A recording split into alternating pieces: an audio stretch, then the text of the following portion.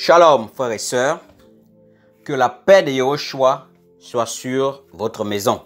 Aujourd'hui, je veux nous partager sur 1 Corinthiens chapitre 9, le verset 7 à 18. Qui jamais est engagé dans une armée à ses propres frais? Qui est-ce qui plante une vigne et n'en mange pas le fruit? Qui est-ce qui fait paître un troupeau et ne se nourrit pas du lait du troupeau? Ces choses que je dis n'existent-elles que dans l'usage des hommes? La loi ne le dit-elle pas aussi? Car il est écrit dans la loi de Moïse, « Tu ne muselleras point le bœuf quand il foule le grain. » Dieu se met-il en peine de bœuf? Le mot museler ou émuseler de 1 Corinthiens chapitre 9, le verset 9, en grec, c'est phimou, qui donne en français fermer la bouche par une muselière. D'accord? Le mot fouler en grec, c'est aloao, qui donne en français air ou espace, abattre le blé. C'est l'action d'un bœuf piétinant les épis de blé afin de séparer le grain de blé de sa balle. Le mot balle en grec, c'est akouron, qui donne en français paille, chaume. La paille, c'est l'enveloppe de graines de céréales ou de graines de blé. Lorsque la Bible dit « Tu ne muselleras point le bœuf quand il foule le grain », en d'autres termes, tu ne fermeras pas la bouche du bœuf ou la gueule du bœuf lorsqu'il foule le grain. Or, quand il foule le grain, il sépare le grain de blé de sa paille. Lorsqu'il n'a pas la bouche ou la gueule fermée, pendant qu'il foule le grain, il a la possibilité d'en manger. Au verset 10, où parle-t-il uniquement à cause de nous? Oui, c'est à cause de nous qu'il est écrit que celui qui laboure doit labourer avec espérance, et celui qui foule le grain foulé avec l'espérance d'y avoir part. Labourer en grec, c'est arotriao, qui donne en français labourer, charrue. C'est l'action de remuer, retourner la terre afin de l'ensemencer. Le mot espérance en grec, c'est elpis. D'accord? C'est E-L-P-I-S. Elpis, qui donne en français s'attendre à. Donc celui qui laboure doit s'attendre à y avoir part. Celui qui foule le grain doit s'attendre à y avoir part. Au verset 11. Si nous avons sémé parmi vous les biens spirituels, est-ce une grosse affaire si nous moissonnons vos biens temporels? 1 Corinthiens chapitre 9, le verset 11. Moissonner en grec, c'est kérizo, qui donne en français faire la récolte. Le nom récolte vient du verbe récolter. Et le synonyme de récolter, c'est recevoir, recueillir, empocher. Bien de 1 Corinthiens chapitre 9, le verset 11, c'est chose temporelle. C'est le matériel. Et il dit, est-ce une grosse affaire si désormais on récolte, si désormais on reçoit, si désormais on recueille vos biens temporels, vos choses matérielles? Au verset 12, si d'autres jouissent de ce droit sur vous, n'est-ce pas plutôt à nous d'en jouir? Mais nous n'avons point usé de ce droit. Au contraire, nous souffrons tout afin de ne pas créer d'obstacle à l'évangile de Christ. Le verbe jouir en grec de 1 Corinthiens chapitre 9, le verset 12, c'est métécho, qui donne en français avoir part, participer, manger. Si d'autres jouissent de ce droit sur vous, n'est-ce pas plutôt à nous d'en jouir?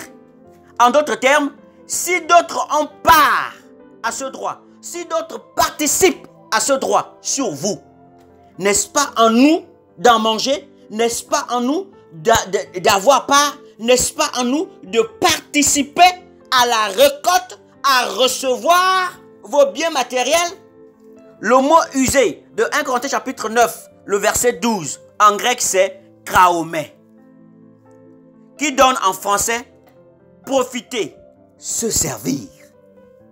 Ce droit de prédicateur, comme il le dit dans 1 Corinthiens 9, le verset 7 à 18, Paul nous dit qu'il n'a pas profité de ce droit pour ne pas faire d'obstacle à l'évangile de Christ. Et ça, nous le voyons dans 2 Corinthiens chapitre 12, le verset 14. La Bible dit, « Voici, pour la 3e fois, je suis prêt à aller chez vous.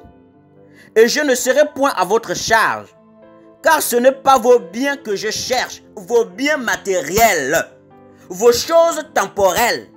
Ce n'est pas ce que Paul cherchait, car ce ne sont pas vos biens que je cherche, c'est vous-même. » C'est ça le cœur d'un prédicateur de l'évangile.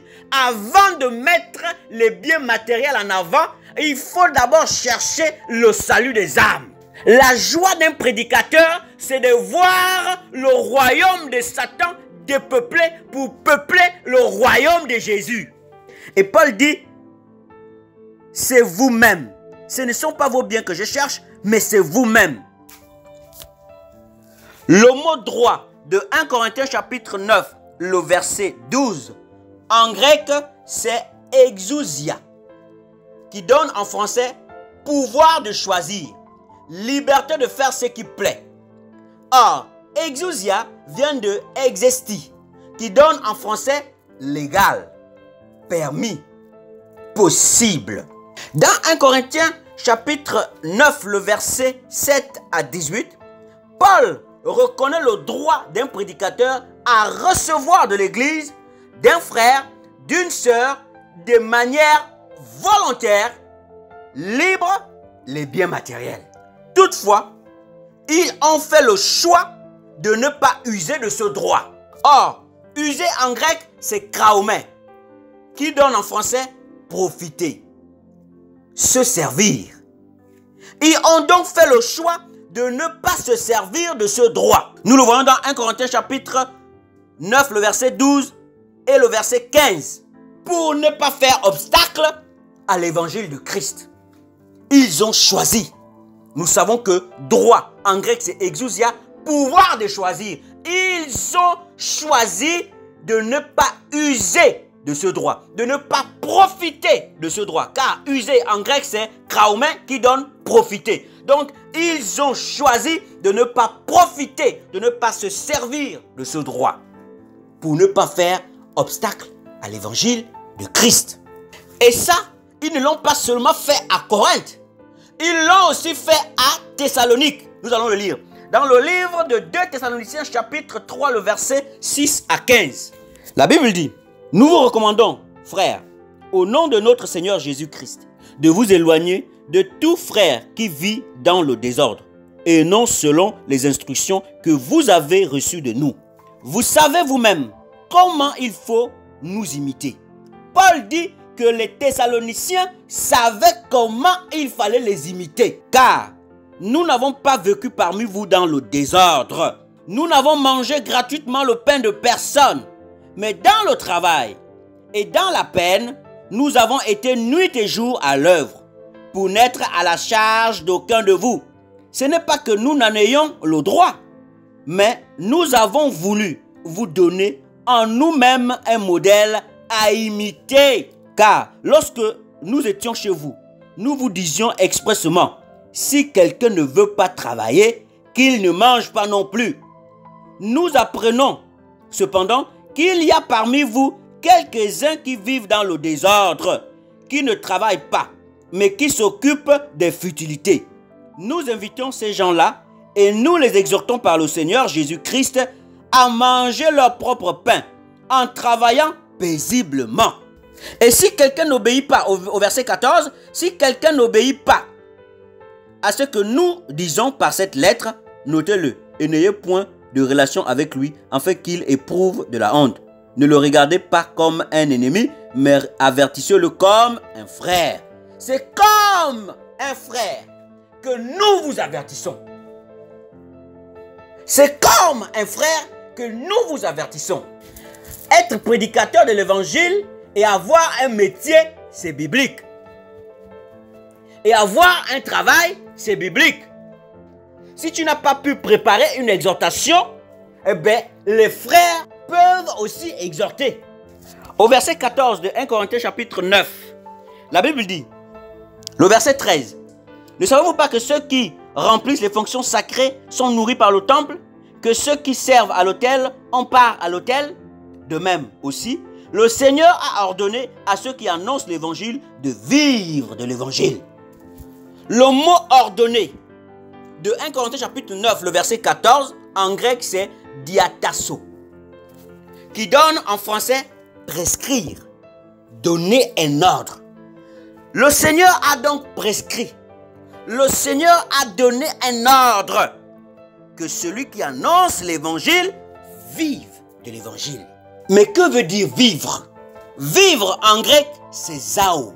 En français, zao a plusieurs explications. Premièrement, zao veut dire vivre, respirer, être en vie. Nous le voyons dans Matthieu 22, le verset 32. Nous le voyons dans Matthieu 9, le verset 18. Nous le voyons dans Jean chapitre 4, le verset 50 à 53. D'accord? On va lire Matthieu 22, le verset 32. Au verset 32 de Matthieu 22, la Bible dit, « Je suis le Dieu d'Abraham, le Dieu d'Isaac et le Dieu de Jacob. » Dieu n'est pas le Dieu des morts, mais des vivants. Zao, qui a plusieurs significations en français, dont nous sommes tentés de voir la première signification. En français, Zao veut dire vivre, respirer, être en vie. Il est vrai que Abraham, au temps de Jésus, était déjà mort, mais Jésus dit, il est vivant. Il vit, il respire, il est en vie. Donc, que celui qui annonce l'évangile vive de l'évangile. On peut le traduire comme suite. Que celui qui annonce l'évangile maintienne son salut par l'évangile. Puisque Abraham était déjà mort au temps de Jésus, mais Jésus nous apprend que Abraham est vivant. Parce qu'il a gardé la crainte de Dieu tout au long de sa vie, jusqu'à ce qu'il soit mort.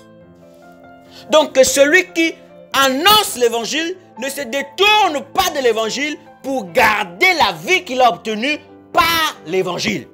En français, Zao veut dire, deuxièmement, actif, béni, destiné au royaume de Dieu. Nous le voyons dans Luc chapitre 10, le verset 28. Nous le voyons dans Luc chapitre 20, le verset 8. Nous le voyons dans Jean chapitre 5, le verset 25.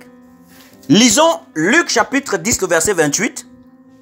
Mais pour mieux comprendre, on va commencer à partir du verset 25. La Bible dit, un docteur de la loi se leva et dit à Jésus, pour l'éprouver, Maître, que dois-je faire pour hériter la vie éternelle? La vie éternelle. Que celui qui annonce l'évangile vive de l'évangile. Que celui qui annonce l'évangile ait la vie éternelle par l'évangile. Jésus lui dit, qu'est-il écrit dans la loi? Qui lis-tu? Il répondit, tu aimeras le Seigneur, ton Dieu, de tout ton cœur, de toute ton âme, de toute ta force et de toute ta pensée, et ton prochain comme toi-même. Tu as bien répondu, lui dit Jésus. Fais cela et tu vivras. Tu aimeras ton Dieu de tout ton cœur, de toute ta force, de toute ta pensée. Que celui qui annonce l'évangile s'attache fortement à l'évangile pour garder le salut qu'il a obtenu de l'évangile. Pour garder le salut qu'il a obtenu par l'évangile. Puisque deuxièmement, Zao veut dire actif, béni, destiné au royaume de Dieu. Selon Luc chapitre 10, le verset 25 à 28, Jésus dit, fais cela, garde ces commandements, mets-les en pratique et tu seras destiné au royaume de Dieu. Tu seras toujours actif dans le royaume de Dieu. Tu seras toujours béni dans le royaume de Dieu. Que celui qui annonce l'évangile vive de l'évangile. Que celui qui annonce l'évangile maintienne son salut, maintienne sa vie, soit actif dans le royaume, soit béni dans le royaume, soit destiné au royaume de Dieu par l'évangile. Troisièmement, Zao en français veut dire eau de vie. Avoir un pouvoir vital en soi. Nous le voyons dans le livre de Jean chapitre 4, le verset 10 à 11. Jean chapitre 7, le verset 38.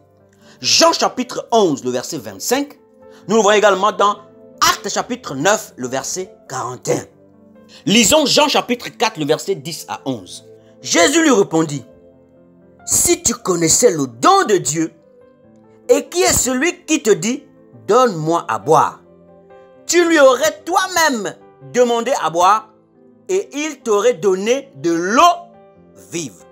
Seigneur, lui dit la femme, tu n'as rien pour puiser, et le puits est profond. D'où aurais-tu donc cette eau vive? Lisons aussi Jean chapitre 7, le verset 38.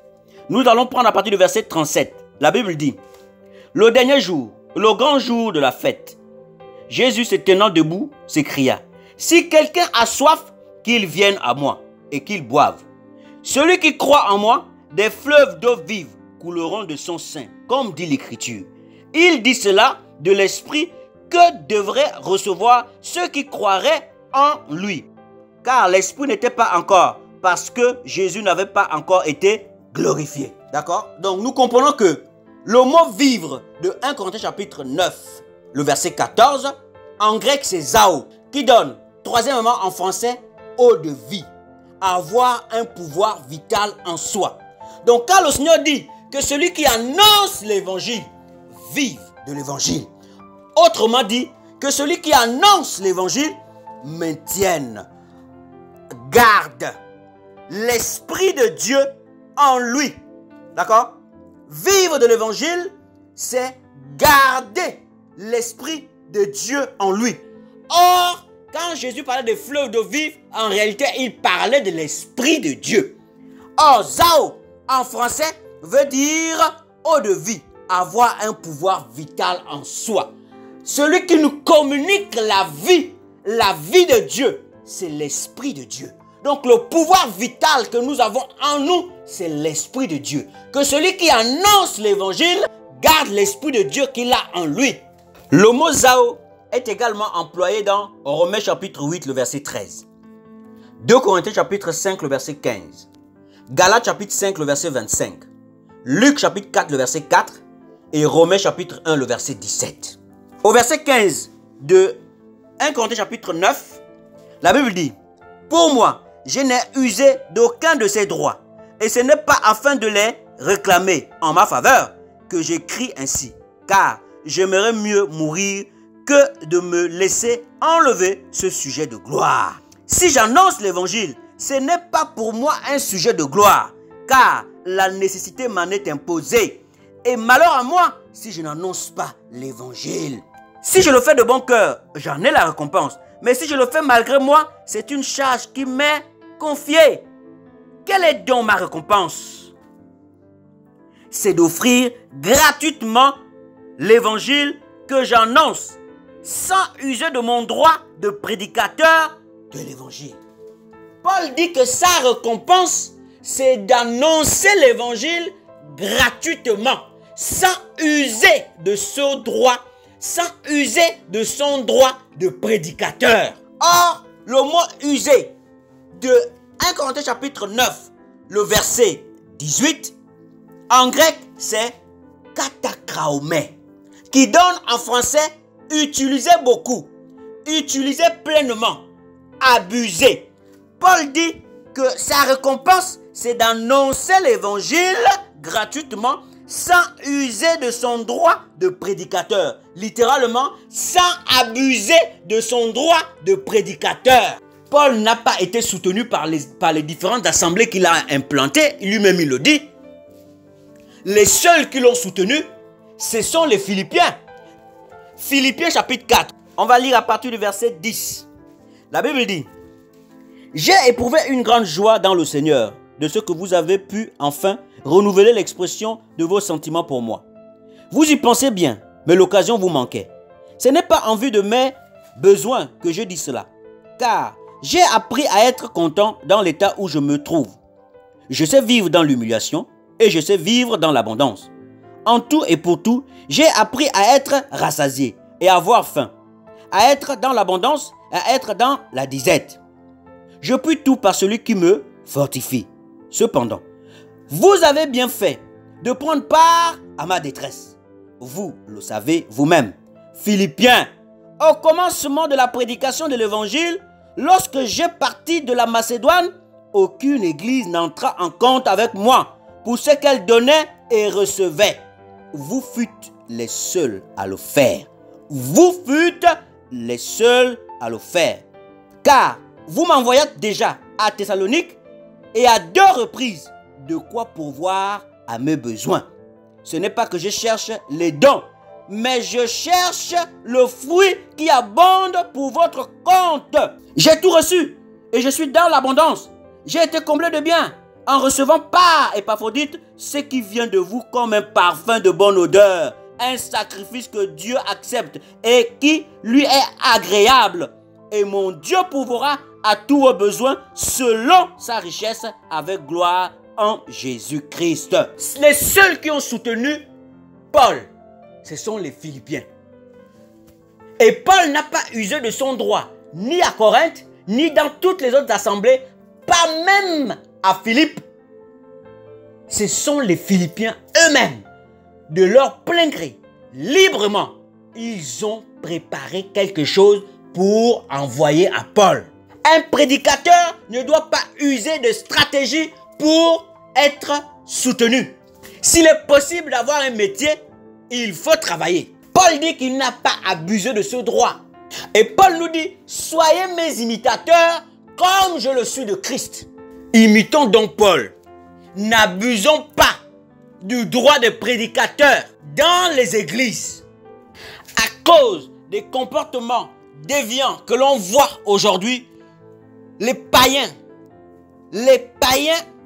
ne veulent plus entendre parler du Seigneur.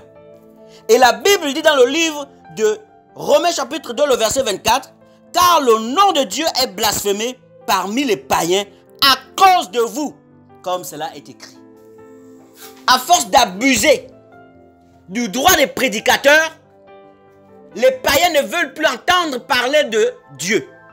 À force d'abuser du droit des prédicateurs, le monde ne veut plus entendre parler de Dieu. Frères et sœurs, revenons à la parole de Dieu.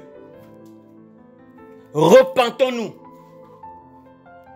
Repentons-nous et donnons gloire au nom de Yahushua. Repentons-nous et prêchons la parole dans son intégralité. La Bible dit, nous ne falsifions pas la parole. On ne va pas prendre des passages qui nous arrangent. Prêchons la parole de Christ dans son intégralité. Le salaire, la récompense d'un prédicateur, c'est de prêcher l'évangile gratuitement et de voir des hommes et des femmes quitter le royaume de Satan pour venir au royaume de Jésus-Christ de Nazareth. Prêchons la parole dans son intégralité et gratuitement. N'abusons pas du droit de prédicateur pour ne pas faire obstacle à l'évangile de Christ. Or, aujourd'hui, par l'abus du droit de prédicateur, il y a un obstacle à l'évangile de Christ. Repentons-nous. Repentons-nous et revenons à la parole pure, à la parole gratuite. Que le nom de Yahushua soit béni. Voici ce que j'ai voulu nous apporter comme exhortation. Que Jésus-Christ soit béni. Que Jésus-Christ nous garde. Repentons-nous au nom de Yahushua. Amen.